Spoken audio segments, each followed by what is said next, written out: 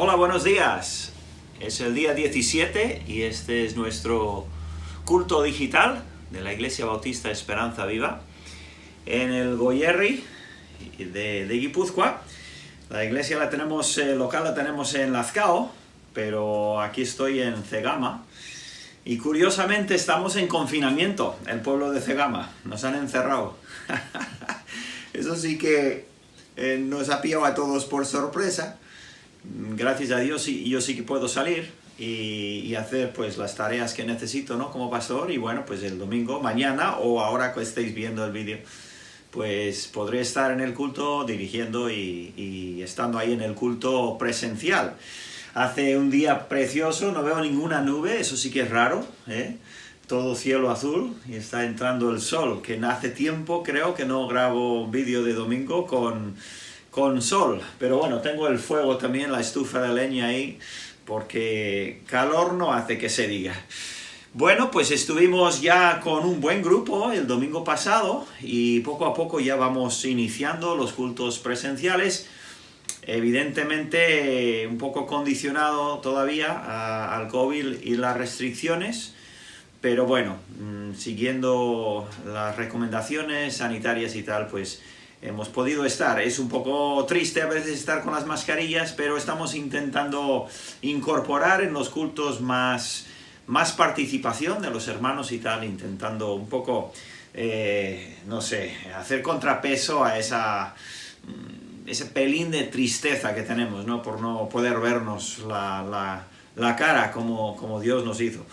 Muy bien, pues vamos a primero empezar con un coro. La semana pasada se me olvidó totalmente varias cosas, así que hoy he decidido dar el estudio de Marcos al final, como suelo hacer, o sea, después de esto, después de los anuncios, para que no se me olvide. Así que voy a hacer eso primero. Y el coro va a ser el coro de la semana pasada, o el que iba a ser, ¿no? Busca primero el reino de Dios, ¿bien? Va así. Busca primero el reino de Dios y su justicia.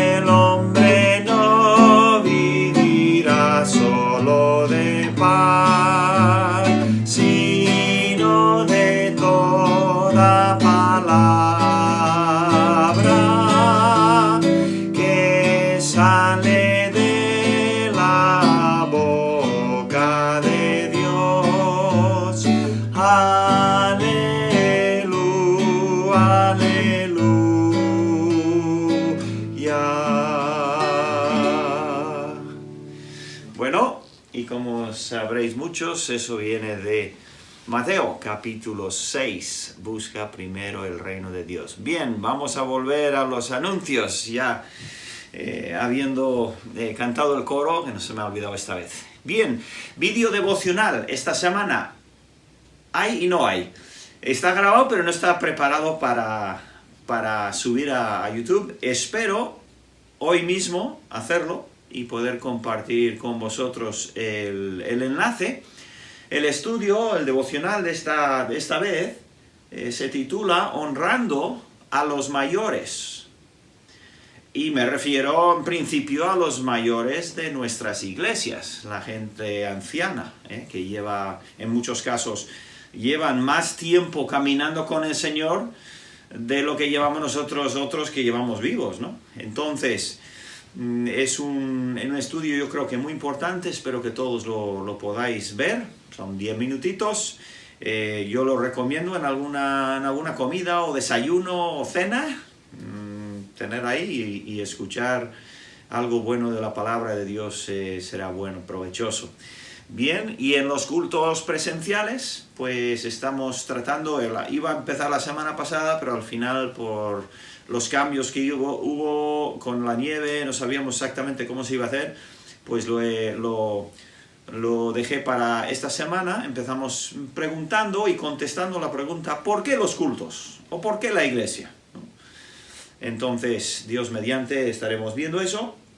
Lo vamos a poner en Facebook Live, aprendiendo todavía cómo va todo eso, porque anoche hice un estudio de prueba profética y la voz y el vídeo están un poco desfasados, no sé. En fin, el caso es que lo haremos para los que puedan y quieran seguir por lo menos el estudio. Bien, en peticiones, pues vamos a seguir orando por Elisa, ahí en México, que está muy mal y yendo a médicos. También por los Álvarez, tienen varios temas, tanto de salud como temas familiares, y necesitan también sabiduría y la gracia y ayuda del Señor. Pero especialmente Elisa quiere y necesita nuestra oración. Elizabeth pide por el papeleo y la residencia de Josep, también la vida espiritual suya y la de Daniel y Jorge. Y luego Telma pide por su propia salud, que no está muy bien. Y luego Pili tiene varias cosas, creo que todas relacionadas con el COVID, ahí en México, creo que es todo. Su tío Ben ya está en casa, pero falta la tía y la prima por ir a casa, y el sobrino Patricio, por el que oramos, está mejor. Luego hay otro primo, Mariano, con COVID, también en una situación complicada. Entonces, oremos por nuestra hermana Pili, que tiene esa situación, que por cierto, hablando de Pili y Leandro y los demás, pues están en Beasain y están confinados también. Estamos los dos pueblos, el grande Beasain y el pequeñito Cegama, confinados. Y se puede ir a la iglesia con justificación correcta, pero bueno, es un poquito complicado. A ver si pronto se sale de esta situación. Miguel Ar pide por su familia y también por las familias de la congregación, que todos demos buen testimonio, lo cual es una buena petición. Sol también tiene una petición personal y pide sabiduría y dirección en las decisiones que tiene que tomar. Antonia pide por su madre, que está muy enferma, entonces oremos por la madre de Antonia. Y luego, hoy sí, ya no me acuerdo qué hice el domingo pasado, pero estamos queriendo enfocar en iglesias, cada domingo una iglesia. Entonces, en este domingo queremos orar por la iglesia de Elche, la iglesia bautista Emanuel, que comenzaron hace ya muchos años, más de 40 años, comenzaron mis suegros, y mi esposa Noemí, pues era su iglesia de su juventud. Y ahora el pastor es Alberto Cermeño, su esposa tiene dos niños, ya no me atrevo a los niños, pero bueno, su esposa Laura, y están teniendo ahí un buen ministerio, evidentemente también muy afectados por el COVID, pero los cultos los están teniendo con muchísima precaución y con el aforo correcto. Así que vamos a orar por la iglesia de Bautista Manuel, que Dios la bendiga, que siga creciendo espiritualmente y también numéricamente, creo que se dice así. Entonces, vamos a tomar un minuto de oración y orar por estos temas. También vamos a recordar ya, aunque lo tengo puesto después, en cuanto a cumpleaños y aniversarios de esta semana que entra, hasta el sábado, pues solo tenemos uno, que yo sepa, es Miquel. Me parece que cumple 6 años el martes, día 19, así que pronto, cuando le vamos a la iglesia, vamos a estar viendo así, ¿no? De ojo a ojo. Muy bien, pues entonces vamos a orar, y luego cuando volvamos, pues vamos a ir al Evangelio de Marcos.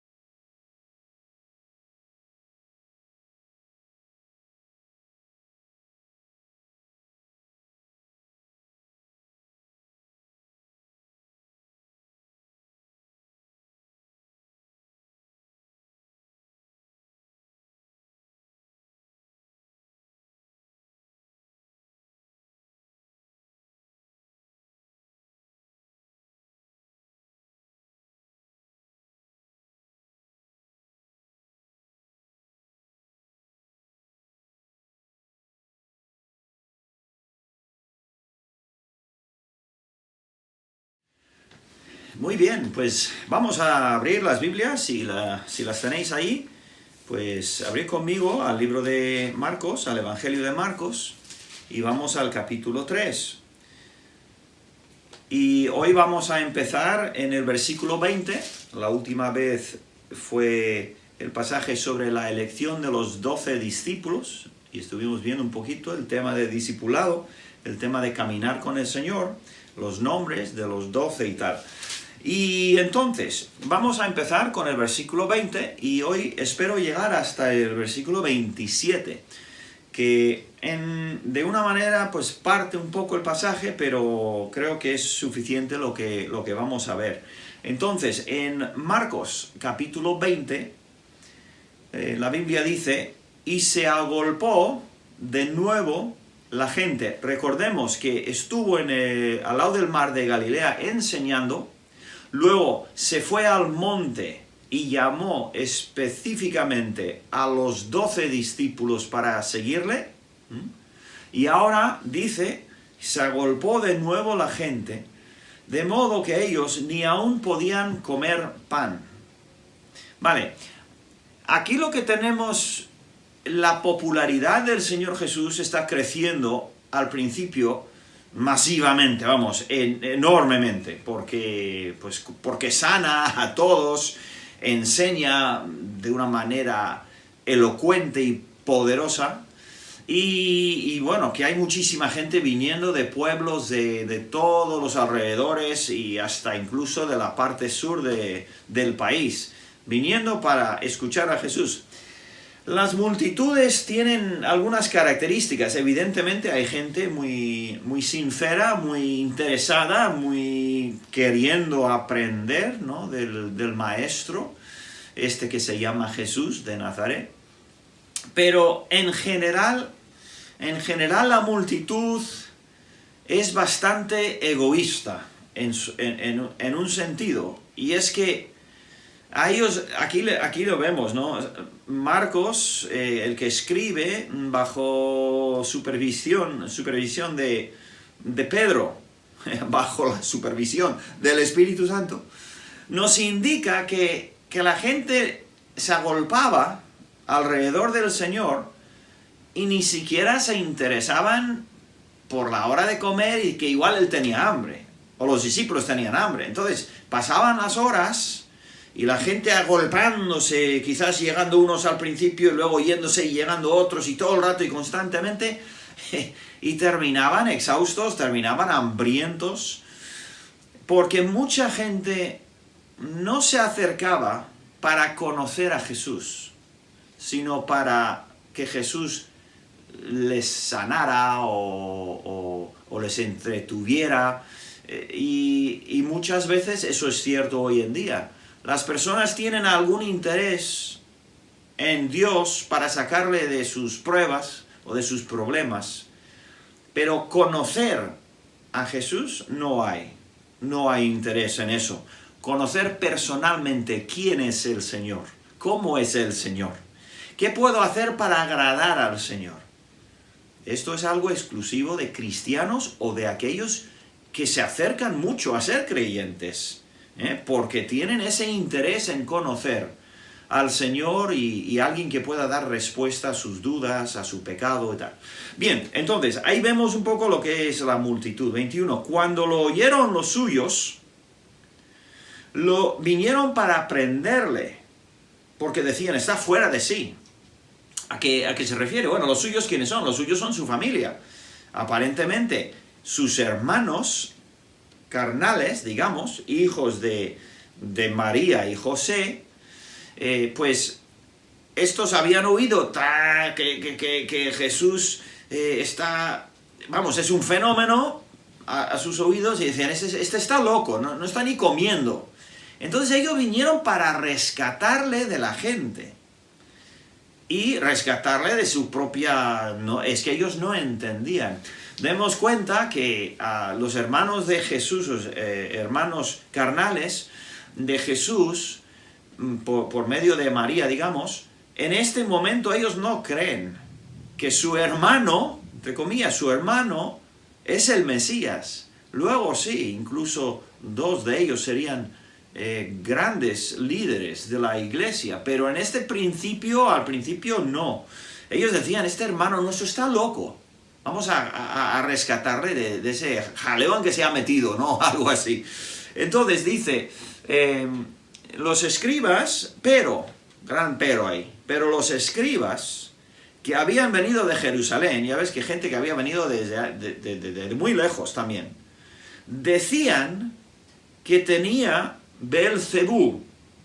Beelzebú era un apodo también, se refiere a Satanás. Se refiere a Satanás, el jefe, digamos, de los demonios. Decían que tenía a Beelzebú, que estaba operando bajo, un endemoniado, y que por el príncipe de los demonios echaba fuera a los demonios. Entonces, ellos... Aquí hay una multitud que le aprieta, una familia que viene a sacarle de ahí. Y los escribas que dicen es que ese es un endemoniado, está poseído por Beelzebú. Entonces, aquí hay más conflicto, ¿verdad? ¿Cómo va a responder el Señor? El Señor va a desenmascarar la lógica o la ilógica de esta acusación. Y es lo que vamos a ver hoy. Porque ellos acaban de decir que el Señor está poseído por ni más ni menos que Satanás. Y habiéndolos llamado, les decía en parábolas, ¿cómo puede Satanás echar fuera a Satanás? Esto de parábolas, ¿qué es? Bueno, las parábolas ya sabemos que son pequeñas historias, ¿no? Que son, cuando el Señor daba parábolas eran muy sencillas, se podía entender perfectamente la historia. Pero, ¿qué eran las parábolas como las usaba el Señor? Eran historias con una verdad algo escondida. Había una verdad superficial, pero había mucha verdad metida un poco a escondidas, bajo tierra, digamos, bajo la superficie. Y solamente lo llegaban a entender, esa profunda verdad, esa verdad de corazón, solamente lo llegaban a entender aquellos que tenían ojos para ver y oídos para oír. ¿Qué quiere decir eso? Solamente aquellos que querían entender y buscaban al Señor para la respuesta. Sus discípulos a veces le preguntaban, ¿y qué quería decir esta parábola? Claro, ellos estaban con el Señor y tenían esa capacidad o esa posibilidad de averiguar, pero ¿por qué dijiste así? Es curioso, no era nada nuevo lo de las parábolas. El otro día estaba leyendo en el libro de Ezequiel, y mira lo que leí, en el capítulo 12 de Ezequiel. Ezequiel es un profeta, fue un profeta muy curioso, tuvo que hacer unas cosas muy raras a veces, en señal de las enseñanzas de Jehová, de Dios, tenía que hacer cosas muy raras, pero no vamos a entrar en eso. Pero le vino, dice en versículo 12, vino a mí palabra de Jehová diciendo, hijo de hombre, ese es el nombre con que Dios hablaba a Ezequiel, hijo de hombre, tú habitas en medio de casa rebelde, los cuales tienen ojos para ver y no ven, tienen oídos para oír y no oyen, porque son casa rebelde. Y muchas veces el Señor Jesús, igual seguramente en el libro de Marcos, vamos a escuchar una frase que le dice, el que tenga oídos para oír, oiga. Entonces las parábolas, ¿qué eran las parábolas? Las parábolas era una manera era una historia que era, por un lado, una bendición, y por otro lado, una maldición. Escondía la verdad de aquellos que no lo querían. Es una maravilla la parábola del Señor Jesús. Hay libros, hay tomos enteros que estudian las parábolas de Cristo. Es una maravilla, es un género, creo que se dice un género un género único, las parábolas del Señor Jesús.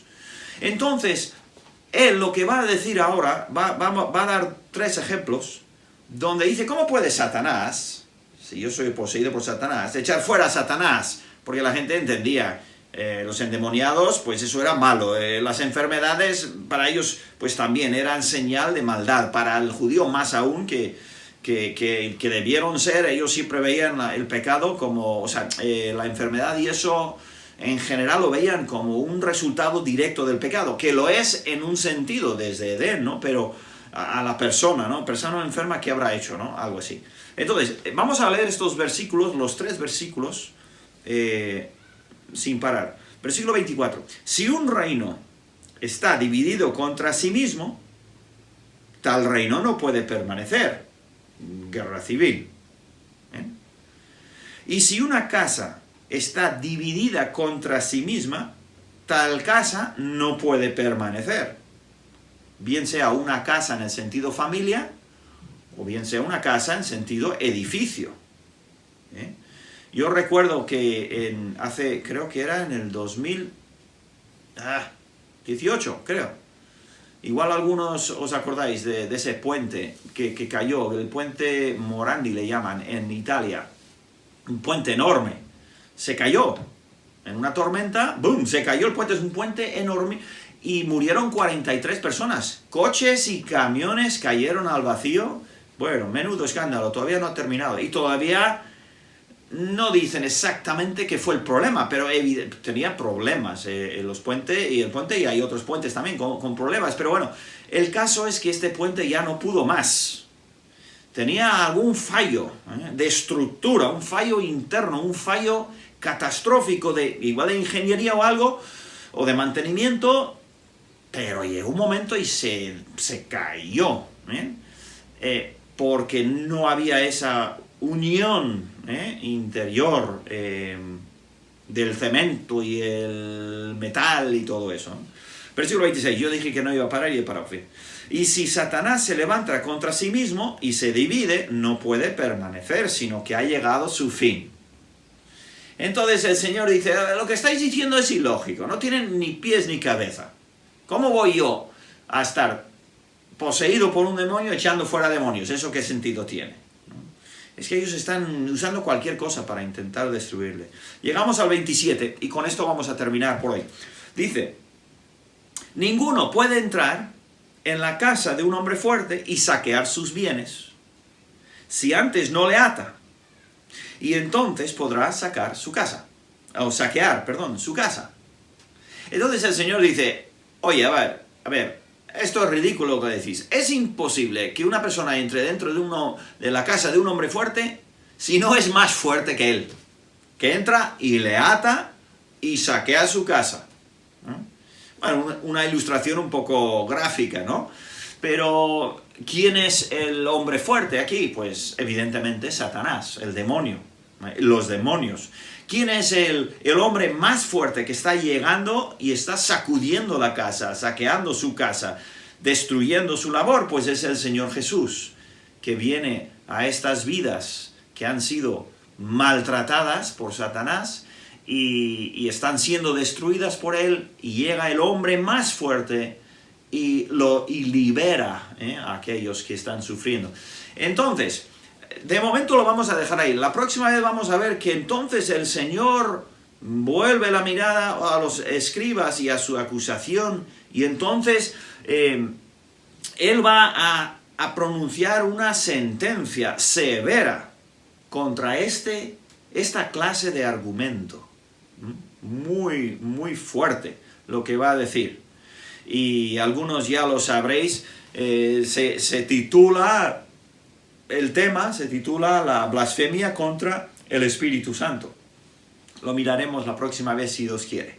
Muy bien, pues a continuación vamos a tener, espero, un poco de música especial también y un estudio, y doy gracias a hermano Fernando Corbí y también Nico López por los estudios que van a dar. Espero que los podáis aprovechar. Son buenas enseñanzas, y gracias a Dios por este medio que tenemos de poder compartir tanto música bonita como también estas enseñanzas de la palabra. Así que yo me despido sin más. Que Dios os bendiga, que tengáis muy buen domingo y muy buena semana. Agur. Hola hermanos, ¿qué tal? Aquí Fernando Corbí desde Elche, de la Iglesia Bautista Emanuel de Elche. Eh, Hoy quisiera hablaros sobre la identidad del Hijo. Esto es una serie de tres pequeños mensajes. La última vez estuvimos viendo sobre la obra de Dios y vimos el Salmo 18, 30 y 32 y os hablaba de que en cuanto a Dios, perfecto es su camino y en cuanto al hombre, su camino tiene que ser hecho perfecto. Lo hace Dios, lo hace ciñéndonos de poder, Él nos viste de poder y luego vimos que nos viste con la salvación, con su espíritu y con su palabra. ¿Sí? Entonces hoy queremos hablar de la identidad del Hijo.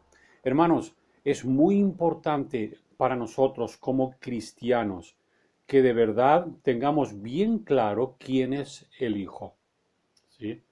Vosotros sabéis que esta característica, la identidad del Hijo, ha sido atacada siempre desde el principio.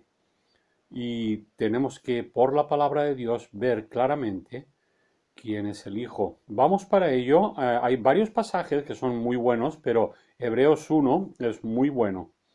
Empieza diciéndonos en Hebreos 1 que Dios nos habla, habiendo hablado muchas veces y de muchas maneras en otro tiempo a los padres por los profetas, en estos postreros días nos ha hablado por el Hijo, a quien constituyó heredero de todo y por quien asimismo hizo el universo. Y ya vemos en todo este capítulo cómo Dios nos habla de algo mejor, ¿sí? Y este algo mejor, en este caso, es algo mejor que los ángeles.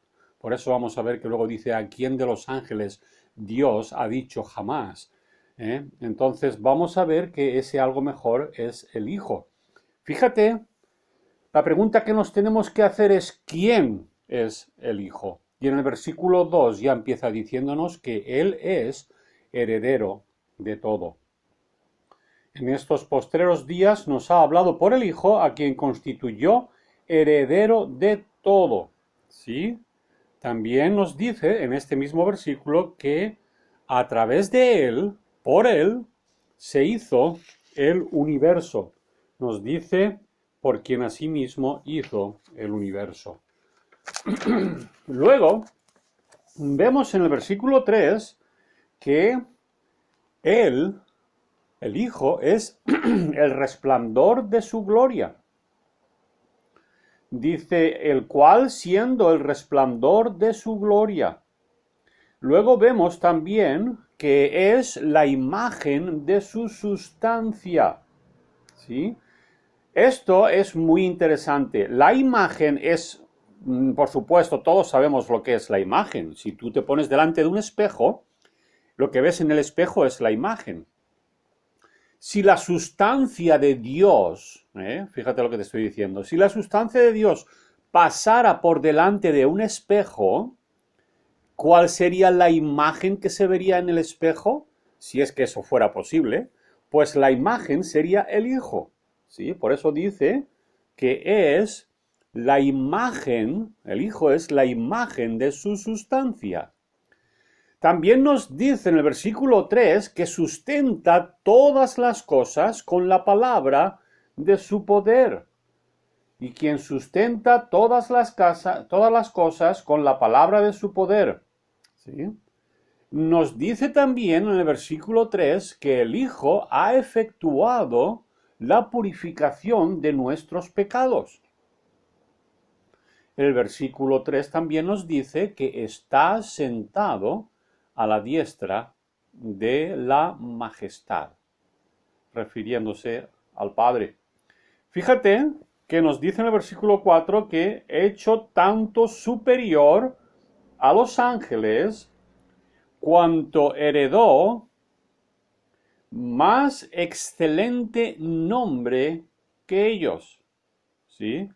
Para que en el nombre de Jesús se doble toda rodilla. ¿Sí? El nombre que es sobre todo nombre. También, ¿qué dice? Vamos a ver, vamos a preguntarle al Padre, vamos a preguntarle a Dios, ¿qué dice Él? del Hijo. En el versículo 5 nos dice que es mi Hijo. Versículo 5, perdón, dice, porque a cuál de los ángeles dijo Dios jamás, mi Hijo eres tú. Al Hijo sí le ha dicho, mi Hijo, es mi Hijo. ¿Os acordáis en el monte de la transfiguración? Este es mi Hijo amado en el cual tengo mi complacencia. ¿Sí? Yo te he engendrado hoy. Y otra vez dice, adórenle todos los ángeles de Dios. Hablando de la majestuosidad, de quién realmente es el Hijo. Por eso Cristo dijo en Juan, yo y el Padre, uno somos. Yo sé que los testigos de Jehová van a decir que están hablando que son uno en propósito y todo eso. Bueno, eso también. Pero está hablando de la identidad. Y te digo una cosa, los judíos entendieron muy bien lo que estaba queriendo decir, porque cuando alguien comete blasfemia haciéndose igual a Dios, lo que hacen es que es digno de muerte por el apedreamiento. Y eso fue lo que hicieron con él. Cogieron piedras para apedrearle. ¿Y cuál fue la acusación? Porque tú, siendo hombre, te haces Dios. O sea que ellos entendieron muy bien lo que los testigos de Jehová no entienden. Muy interesante. Entonces, fíjate en el versículo 6 hemos dicho, y otra vez cuando introduce al primogénito en el mundo, dice, adórenle todos los ángeles de Dios. Es Dios quien está hablando del Hijo. Y manda a los ángeles que le adoren. Y fíjate en el versículo 8. Dice, tu trono, mas del Hijo dice, tu trono, oh Dios, por el siglo del siglo. Y luego dice, cetro de equidad es el cetro de tu reino. ¿Quién puede tener un trono sino un rey? ¿Y quién puede tener un cetro sino un rey? Fíjate qué interesante, ¿no? El Hijo como rey. Luego vemos en el versículo 10 que Dios, el Padre, le dice al Hijo, tú, oh Señor, en el principio fundaste la tierra, y los cielos son obra de tus manos. ¿Sí?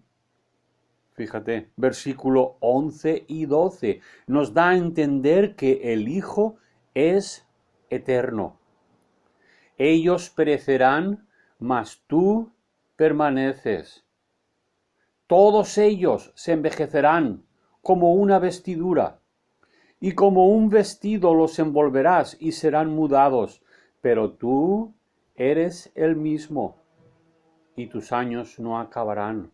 Creo que es en Hebreos 13:8 donde dice que Jesucristo es el mismo, el mismo ayer, hoy y por los siglos. ¿Sí? Fíjate el Padre lo que tiene que decir del Hijo. Y luego vemos al final en el versículo 13 que el Padre pone al Hijo a su diestra. Versículo 13. Pues a cuál de los ángeles dijo Dios jamás, siéntate a mi diestra, hasta que ponga a tus enemigos por estrado de tus pies. Hermanos, no nos dejemos engañar por tanta doctrina, viento de doctrina que corre por ahí. El Hijo es Dios. Y basta. ¿No es el Padre? Claro que no es el Padre, es el Hijo. Pero es Dios, Dios el Hijo. ¿Sí? Y hay tantos pasajes, como os he dicho, que podríamos estar viendo. Gracias a Dios porque el Padre Celestial nos envió al Hijo.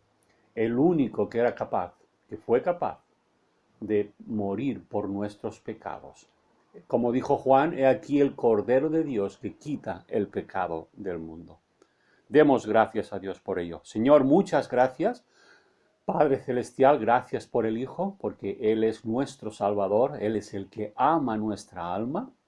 Gracias por semejante regalo que nos has dado. Bendícenos, Padre Celestial, al meditar con esta verdad tan hermosa. En el nombre de Jesús. Amén. Hasta luego.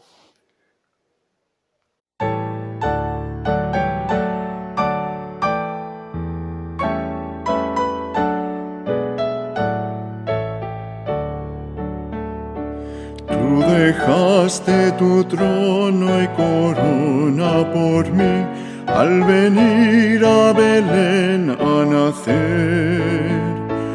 Mas a ti no fue dado el entrar al mesón y en establo te hicieron nacer. Ven a mi corazón, oh Cristo, pues en él hay lugar para ti. Alabanzas celestes los ángeles dan, en que rinden al verbo olor. Más humilde viniste a la tierra, Señor, a dar vida al más vil pecador. Ven a mi corazón, oh Cristo, pues en él hay lugar para ti. Siempre pueden las zorras sus cuevas tener y las aves sus nidos también. Mas el Hijo del Hombre no tuvo lugar en el cual reclinara su sien. Ven a mi corazón, oh Cristo, pues en él hay lugar para ti.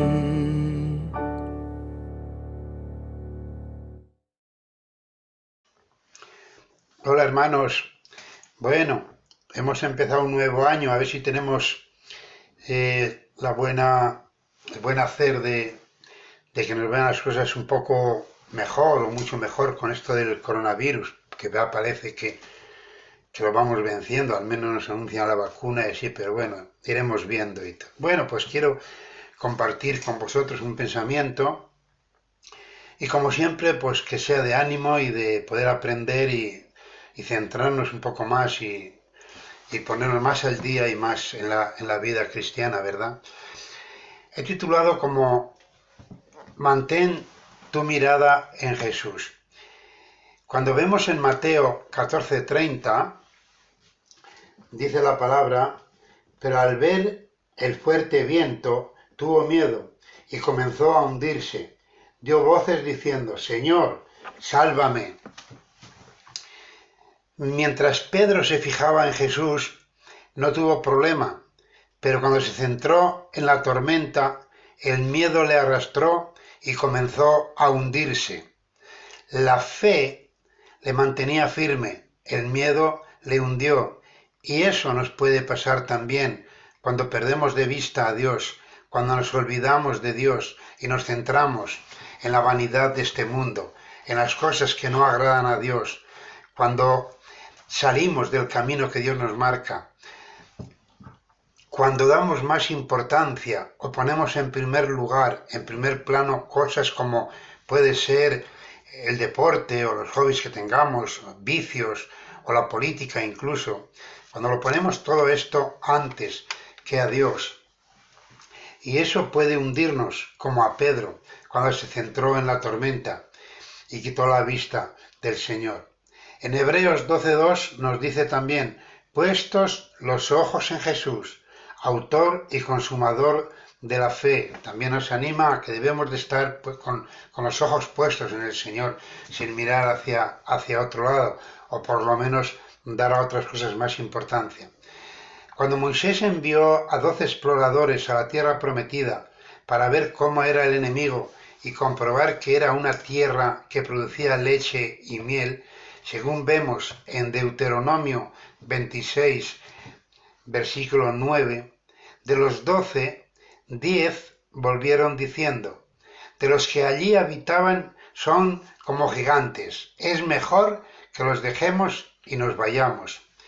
ver Números 13:33, ahí podemos ver este verso, lo que aquí nos dice.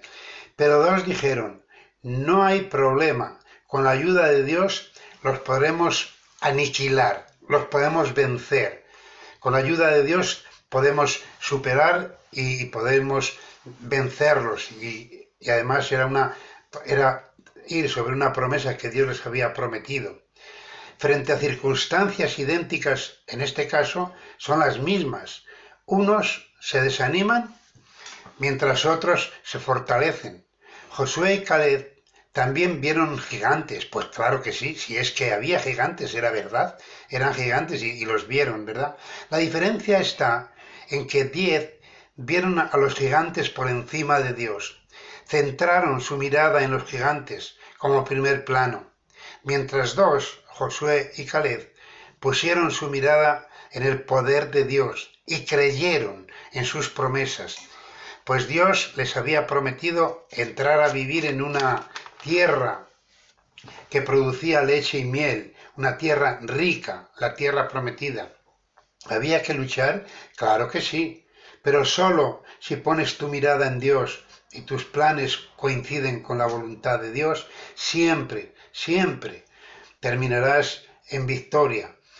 Desde que se formó el mundo, desde que Adán pecó en el paraíso, toda nuestra vida ha sido de lucha. El ser humano ha sido de lucha, de trabajo, de sudor. Fue algo que Dios nos avisaba y por lo tanto no nos extrañe de que aquí estos hombres vieran aquello, ¿no? Pero hay que luchar también, aunque veamos a Dios por encima, tenemos una lucha. La diferencia está en que con Dios siempre llevaremos la victoria. De lo contrario, será difícil o será imposible. Y tengo una pregunta. ¿Dónde te encuentras tú? Es también para mí. ¿Entre los 10 o entre los 2? David llevaba comida a sus hermanos en el ejército, en la batalla entre el pueblo de Israel, entre el pueblo de Dios y los filisteos. Cuando yo hablar de Goliat, un hombre tan grande que no hubiera tenido problema para clasificarse en la Federación Mundial de Lucha Libre y menos en la de baloncesto por su estatura. Un hombre que desafiaba al pueblo de Dios, pero que nadie fue capaz de enfrentarlo. Pero David se atrevió con él, se dispuso a derribarlo y simplemente con el lanzamiento de una piedra y una honda, así pudo vencer. Y David anunció, del Señor es la batalla. Primera de Samuel 17:47. Sabía que Dios estaba involucrado en aquello y estaba al tanto de lo que estaba ocurriendo con su pueblo. Y David confiaba en Dios porque sabía que con él iba a tener la victoria. Por eso le ponía a Dios como vencedor. Todo por lo mismo. David vio un gigante, como vio todo el pueblo. Era un gran gigante además, y todo el pueblo, el que no lo viera es porque no quería. Pero David, a diferencia de los demás, vio a Dios como un gigante muy superior, un gigante invencible, un todopoderoso. Cuando dejas de mirar a Jesús, cuando dejas de centrarte en sus mandamientos y alejarte del camino que nos marca su palabra, comenzarás a hundirte, como le pasaba a Pedro. Dejas de estar firme, flaquea tu equilibrio y empiezas a ver gigantes a los que no puedes vencer. Tus problemas te agobian, deudas, falta de trabajo, alguna enfermedad, conflicto con los hijos o dentro del matrimonio o con el vecino o tantos otros que pueden agobiarte, esos problemas, esas tormentas que muchas veces no las queremos, pero tenemos que atravesarlas y estar enfrentando y practicando esa lucha, que pueden hacerte caer, todo eso te puede hacer caer. Vemos en Deuteronomio 31:8, que nos anima este versículo también, y nos dice, y Jehová va delante de ti, Él estará contigo, no te dejará ni te desamparará, no temas ni te intimides. Qué ánimo nos da aquí, ¿verdad? Pero Dios no te ha llamado para que caigas. Dios te ha dado la capacidad de estar firme. Por eso, pon tu mirada en Jesús. Vemos otra vez el verso 30 al 32 y nos deja una bonita lección. Dice: pero al ver el fuerte viento tuvo miedo y comenzando a hundirse dio voces diciendo: Señor, sálvame. Al momento Jesús, extendiendo la mano, asió de él y le dijo: hombre de poca fe, ¿por qué dudaste? Y cuando ellos subieron a la barca, se calmó el viento. Aquí vemos algo muy interesante, ¿no? Pedro dio voces: Jesús, Señor, sálvame. Pero el Señor no se despistó. Dice que asió la mano y le sacó hacia arriba, no le dejó hundirse. El Señor le salvó. El Señor evitó que que llegara a ser un desastre, hundirse en el agua. Pero de todas maneras también le dijo: hombre de poca fe, ¿por qué tuviste duda? Porque Pedro es como que había perdido un poco la confianza, ¿verdad?, en el Señor. Pero al acudir a él tuvo compasión y tuvo la autoridad, la valentía del Señor de sacarle hacia arriba. Y cuando ellos subieron a la barca, se calmó el viento. Qué importante, qué bonito, qué interesante. Cuando tú acudes al Señor, pasarás la tormenta, tendrás que luchar, pero verás que el Señor te levanta y también se calma el viento, se termina el problema, se calma la tempestad. Por eso, para terminar, mi frase es también para mí: pon tu mirada en Jesús. Pongamos nuestra mirada en el Señor y no miremos a otro lado. Gracias, hermanos. Bendiciones.